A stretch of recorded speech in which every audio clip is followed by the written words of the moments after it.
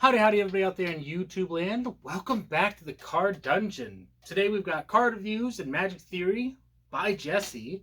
And today we're going to talk about something quite interesting. So we just did the review for the Bicycle Nebulas. And you'll have seen the short that we put up.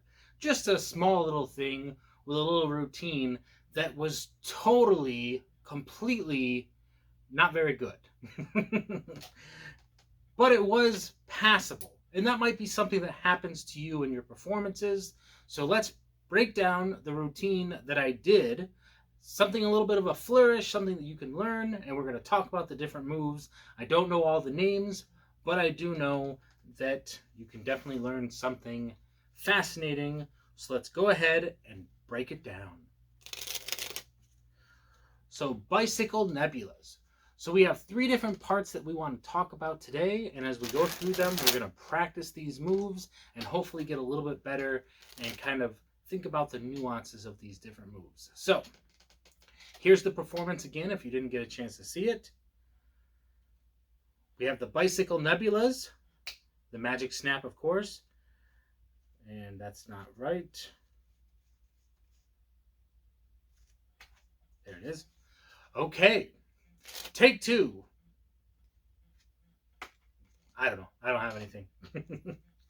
Here we go. Bicycle Nebulas. Magic Snap. Boom. Get you the card here. We're going to do a little bit of a spin. That's a bonus maneuver right there, because the actual move that we're going to talk about is the one previous. Now going into the second move. Not so good. Let's do that again.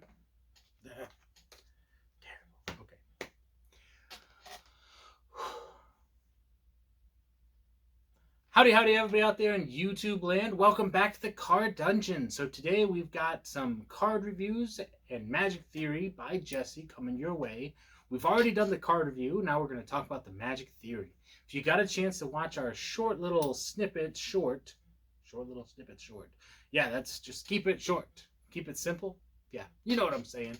We got the Bicycle Nebulas, and today we're going to break down that little routine that we did, and we're going to practice these moves together.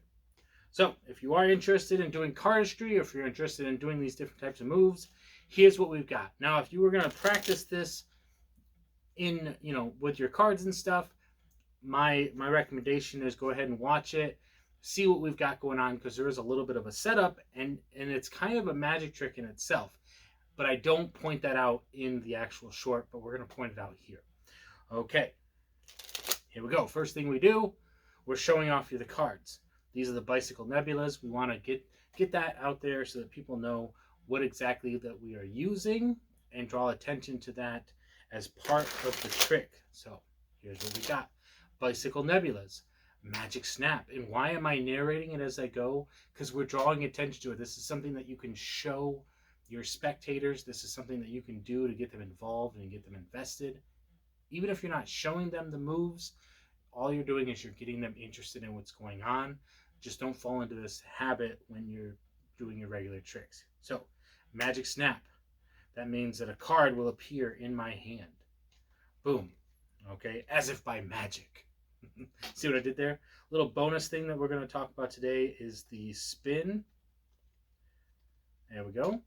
And then we're going to go into our next little thing. Twist it around, twirl it up. Catch that. There we go. Now, here's where the subtlety comes in. As we go in to do a flip over, we've got the Ace of Hearts. Very nice. Now we're just going to wave it around. Make sure that we don't mess up and flash. This is a move that we've talked about that we really want to practice. This is a practicing sort of video. Like I did in the actual short, I ended up catching it, but it was over here. Then I just brought it back to the deck, and that's fine. Now, for the purposes of the short, we wanted it to look good. So we went into the whole motion again. But we're going to go ahead and break it down. Yeah, because we wanted it to be cool in the short. Hopefully that came across nicely. We'll have to see later on. But here's the idea. You don't have to do this, but I like it. We've got the double backer. And what does that do? As you're shooting the card around, you've only got the one card. Technically, if you were to do this trick by itself, you could almost get away with it by doing a different trick where you're shooting the card over, spinning it, shooting it back, catching it. Okay, but then you would get to this part right here where you wouldn't really need, I mean, you could do that with one card, but it doesn't give you the same nuance. We have a double backer here.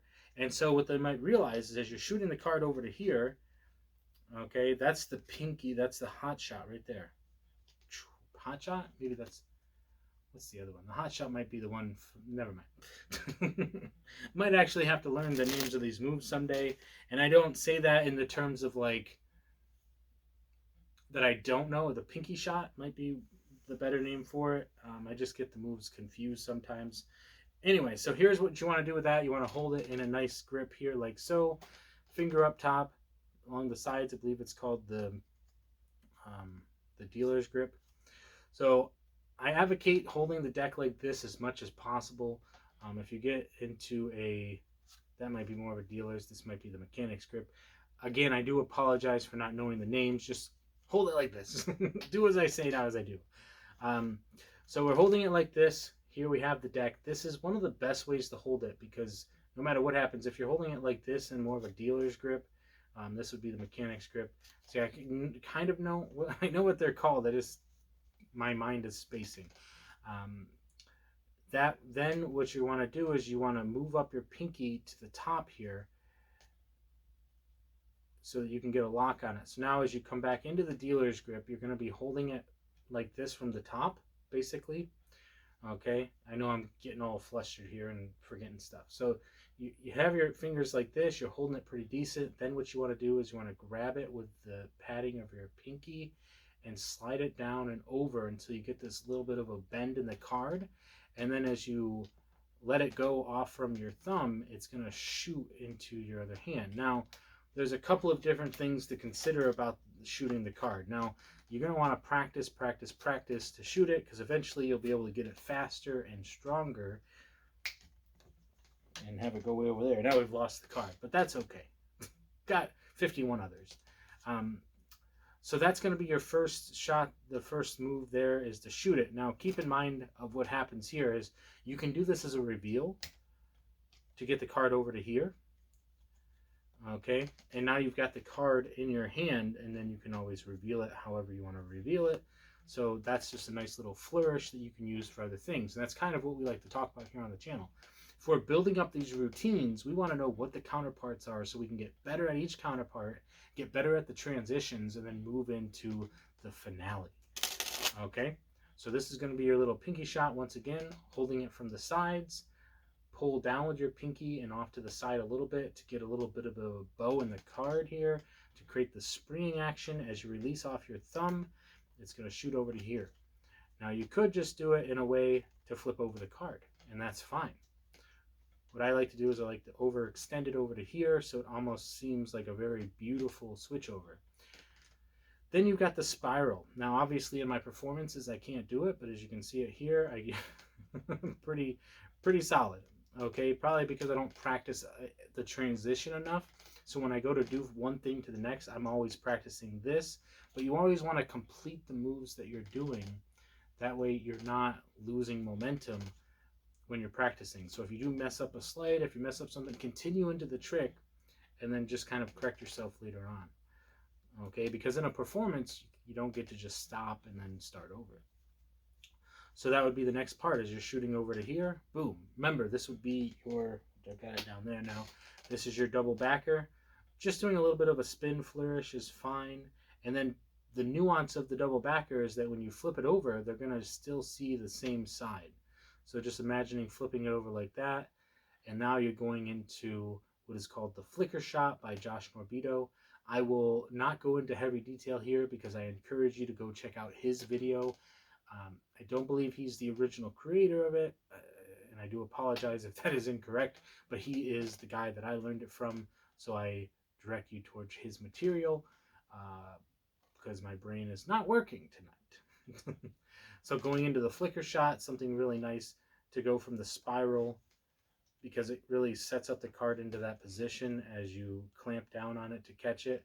You could easily flip it over and get your hands in the right position, keeping in mind that they're only seeing the spiral even though you just flipped it over, so that when I go to do the flicker shot, Mind you, the flicker shot has multiple applications. I personally like to do a one-handed flicker shot. That's something that's really interesting to me, and because it gives it a little bit of movement, a little bit of all that. But in this case, what you want to do is you want to flick it over to your other hand without it flipping over. That'd be great. Catch it if you can, but get as close to the deck as possible. But practice, practice, practice. Going in from that spiral, flipping over to here. Hands not working. Great time to do a video. Shoot over to here, catch that. It flipped over on its own, fantastic. And now we're back to where we started. You know, you can show off your deck or not, but now we're going into everybody's favorite move is the double lift. Now, typically, like if we were to switch it over, we'd actually get this card. Now, if you're doing it as part of a routine, you could actually do the double backer to do your flourishes. They might not even notice the nuance of the fact that they're not seeing a card. Now you're drawing attention to the fact that you just flipped over, presumably the card that you're flipping around, and it's their card, whatever called card that they had. And it's just a beautiful way to do the reveal. And then shooting it back over to here. Boom. Now it's a different card. And you're more than welcome to utilize this. Or actually, I do apologize because my brain just died on me again. The next part of it is to do that little trick that we've talked about before. This is the more advanced version of doing a, you know, of just twisting the card. So if you're like just shaking, shaking, shaking, boom, it turns into a 2. In this case, what you want to do is after you do the reveal for the card, the nice thing about this is that it's a double backer. Typically, the one I have is on the floor, and I do apologize. As you're shooting it down to here, you want it to flip over back to the other side. And then now you're more than welcome to go back into whatever routine you want to do, because now the card is back on the second position, which allows you to go into another trick, which I will briefly perform for you once I get my double backer so we can show you here, because we like to give you an idea of what you can go into. This is like a flourish based routine. If you like to show off your sleight of hand, your cardistry, if you're not outside where it's windy, or if your hands want to work. So now you've established this principle where they might not even know about the double backer because you're doing all of these fancy moves. There's no reason for them to believe that this is anything different than what it is if they're watching you very closely as you're shooting it back and forth and catching it and going from here to here. Now you're flipping this over, and then it might just look like, now it's working perfectly. Awesome stuff. Hope you guys are getting the quality content here now that I finally warmed up to it. Apparently, all of that was like fantastic. So might have to snippet that out and use that instead. Anyway, so now we're back into this whole idea here where our top card is now the double backer. Now we can go into a beautiful routine where we already know what your card is, which is the Ace of Hearts. Now what we want to do is we want to get this idea where you say, okay, go ahead and tell me stop. We're going to stop about halfway. And now what we're going to do is we're going to turn over the pack. Okay? So now we've got an ace here and an ace here. Now we know your card is the Ace of Hearts. So why don't we take the ace, okay? We're going to spread out the cards just like that, okay? That might not work as well as I had hoped because that might seem very straightforward and simple. So might be able to do, maybe even going into a triumph would be nice. So yeah, so you basically like, hey, we've got front to backs here, back to fronts. Obviously we know what's going on, right? We know that we've got back to backs. So boom, just like that, your card shall come back to the top. Or that seems a little silly. What I would recommend is you take a look at Jay Sankey. He has a wonderful double backer move, and I am failing tonight. Failing. Yes, with these tricks, because the idea behind, I don't want to give that away. Just go ahead and check out Jay Sankey. He has a lot to offer. You can take this move and move into something else. Maybe we'll talk about that another time when my brain is working. Thank you, everybody out there in YouTube land, for joining us for another card review and Magic Theory by Jesse video. Hopefully we can continue to bring you some fantastic content. And until next time, remember, always remember, stay positive, stay active, and stay awesome. And we will see you in the next one.